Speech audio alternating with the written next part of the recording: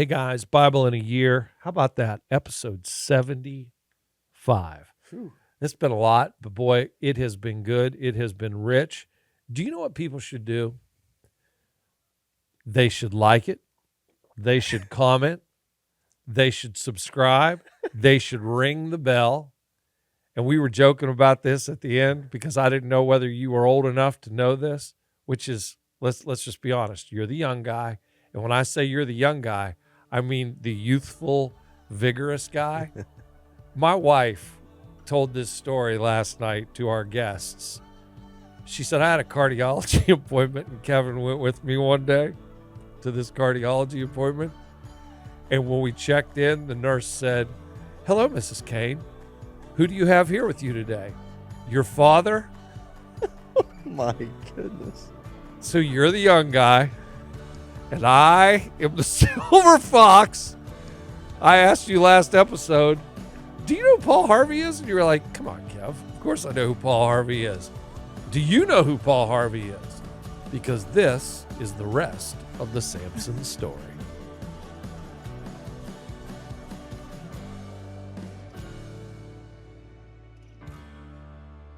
All right, guys, there you go. Episode 75, Judges 16, 17, and 18. I about blew it. I already started talking about Samson's suicide and all of that in the last episode, but now here we are with Samson and Delilah. And it's just, he ends up, this is where he sleeps with the prostitute, and, his first wife's dead. You talked about this last episode where he ties the foxes together and, runs them through the field and sets them on fire. Sets them all on fire. And, he ends up later on killing all those people with the jawbone of the donkey. And it's, it's all judgment against the Philistines. And It's not just, okay, so he takes one step because they kill his first wife, which he'd left anyways, but they kill his first wife and they kill his father-in-law and they burn him up in a house. And, and then later on he judges the Philistines by killing them with the jawbone, but he just comes right back to the Philistines and he marries Delilah. And then, he's with her and he's just a really arrogant guy. Yeah. And then ends up, this is kind of beginning of the end for Samson. You know what I mean? But we talked about all this, last time. But do me a favor, guys.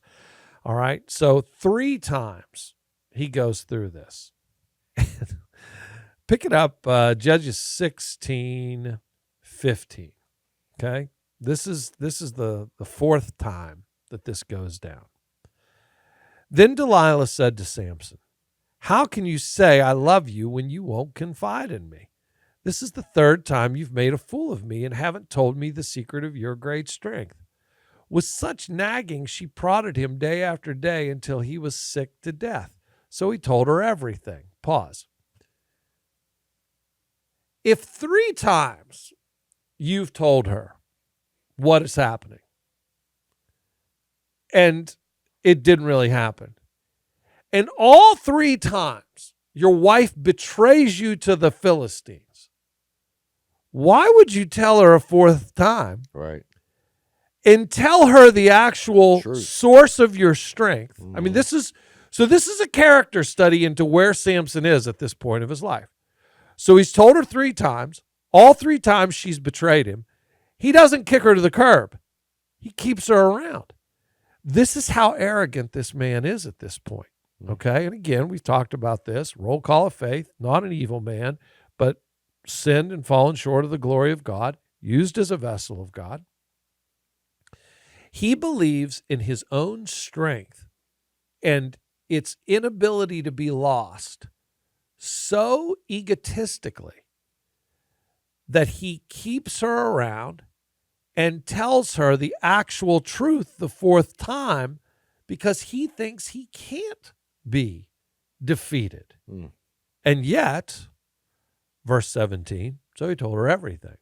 No razor has ever been used on my head, he said, because I've been a Nazirite.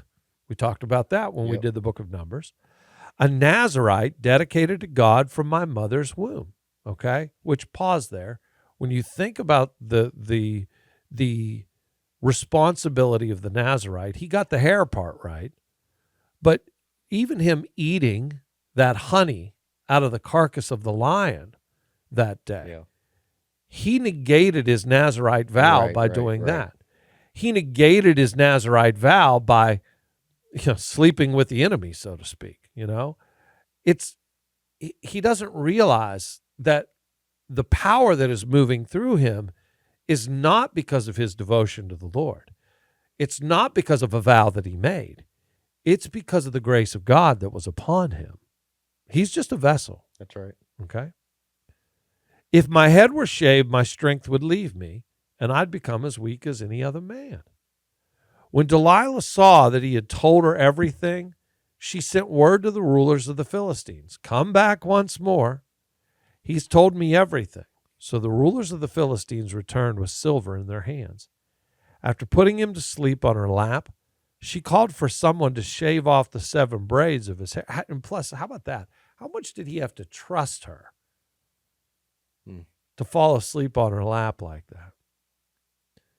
And so began to subdue him, and his strength left him. This is the line. And I used to teach this at Fellowship of Christian Athletes all the time. Then Delilah called, "Samson, the Philistines are upon you." Here we go. He awoke from his sleep and thought, "I'll go out as before and shake myself free." But he did not know the Lord had left him. Any thoughts on that one there, buddy? A couple of things come to my mind prior to getting to the line that you're going to speak about here in a second, but I truly believe that this is an act of God's grace. Yep. It's almost like us saying to the Lord, "Give me that. It's my kids. I want that. I want that. You don't need that. It'll hurt you. You don't need that. It'll hurt you. I want it. I want it." And then eventually just says, "Well, I'm going to give you over to what you desire, but it's going to send you right back to me." And I sense that in a different way here with Samson's, but very similar. I can't lose this. And it's this careless mentality of like being careless with the presence of the Lord. And God says, "You know what? I'm gonna take this from you, or I'm gonna let you be exposed to this." And it's ultimately like what you're saying, what makes him at the grinder, what allows him to come back to really where he needs to be. And the sacrifice that he does make at the end, I think you can look at that sacrifice that he makes and say, man, there's some powerful implications of God using him in a way that truly honors God. So, but just that was my thought, is just this, like you said, how many times are you going to do this? Why would you continue to do this? And it's like, all right,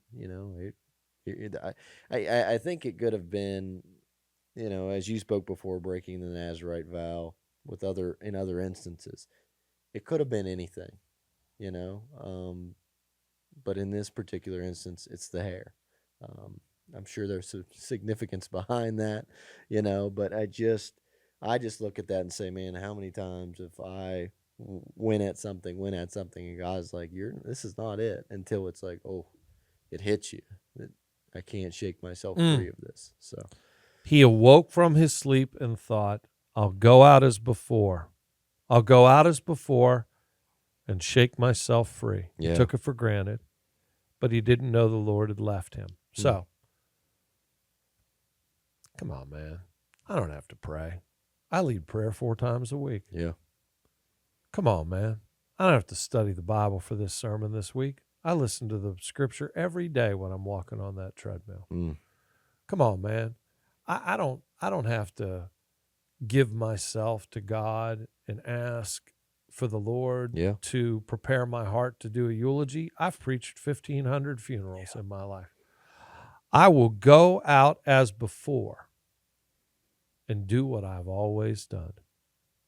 And when you have an attitude like that, he didn't know the Lord had left him.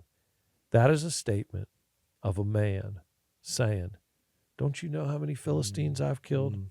Don't you know how strong I've been my whole life? Don't you know that I am hand-selected by God? Don't you know? Don't you know? Don't you know? God's always seen that I see this thing through. I'll see it through again." Yeah. You will now. Oh, you will? Oh, you will.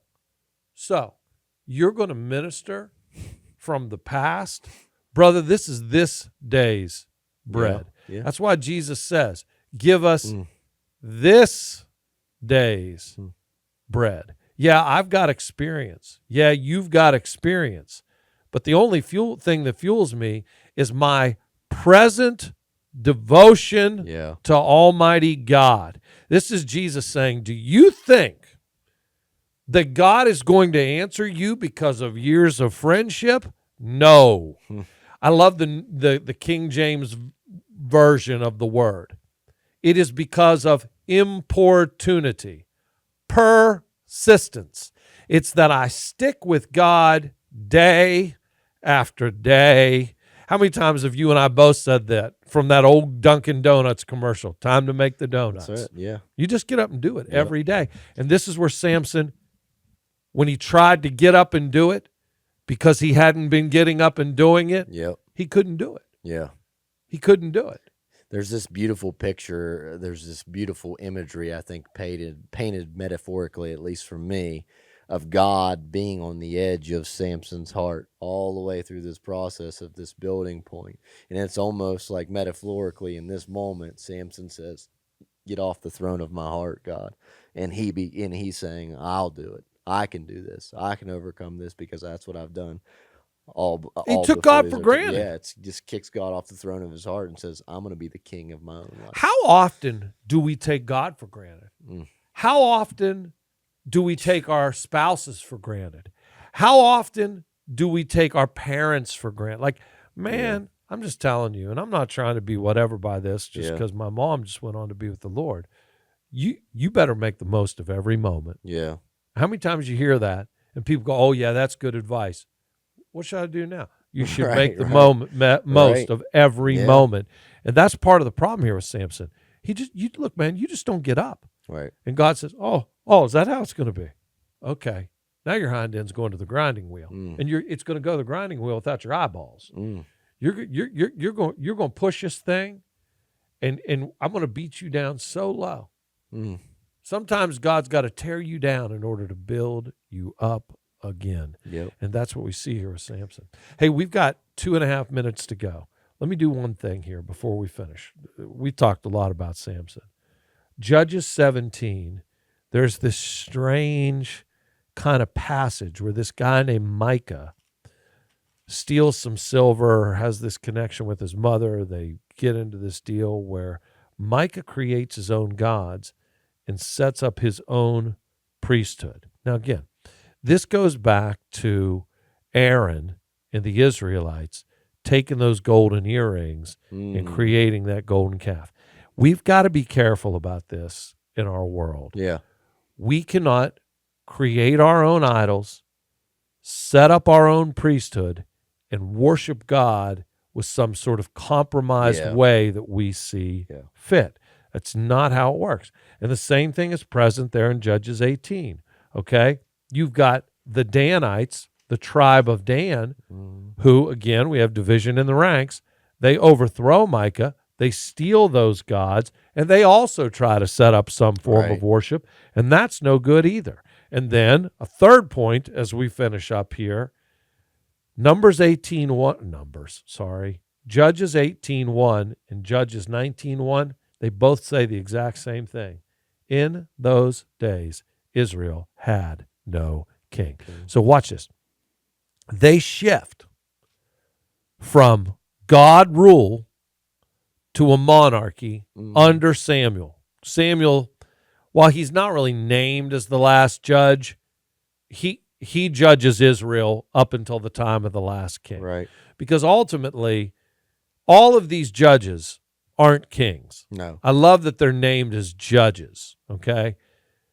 But it's all, for Israel, it's all pointing towards a king. Yeah. But at this point, they still got hope. Yep. They don't have a king yet, Right. but they have someone standing as God's vessel to speak God's judgment, to advance God's cause. And yet we see in 18:1 and 19:1, these folks they're living in an absolute chaos Yeah. of a time. Yeah. These aren't judges sitting behind a desk making These people are yielding swords and running in after it. And you know? these people are not following the judgments Yeah, that's right. of the Lord. That's right. They're living in this weird netherworld of absolute decadent anarchy Yep. at this point, and it is a mess. All right, guys, listen, we got one to go here in this Judges series, but I'll tell you what a rich, rich book. It's like you said at the beginning, though. Man, it's hard to find any good in this thing. Yeah, it really is. I mean, you see repetitively glimpses of the incarnate Christ through these judges, even in the midst of all of their faults. So You do, and you see the faults of the judges, the incarnate Christ within that, and an absolute rejection of God completely in the lives of these Israelites that continue to break further and further away from God and further away from one another. When you think about that, Jesus is asked, what's the one thing I can get right? Love God. They break further and further away from God. Love neighbor. They continue to break further and further away from one another. So, all right, guys, that's it for today. We'll join you tomorrow for our final step in this journey. Okay? God bless. We'll see you tomorrow.